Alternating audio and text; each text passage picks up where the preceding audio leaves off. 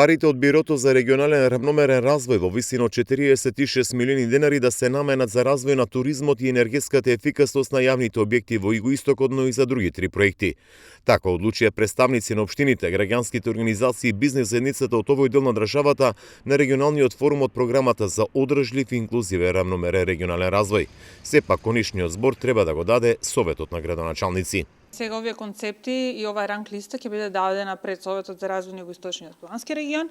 Тие ќе ја состават годишната листа на приоритетни проекти на регионот. Врз основа на таа годишна листа, ние ќе ги изработиме комплетните апликации кои ќе бидат доставени до Бирото за регионален развој за програмата 2023 година. Советот го има тоа ексклузивно право да отфрли или да додаде нов проект на таа листа. Значи не мора да значи дека сите 5 концепти ќе бидат разработени во апликации. Останатите проекти се од делот на заштитата на животната средина, но и изработка на техничка документација за регионални проекти.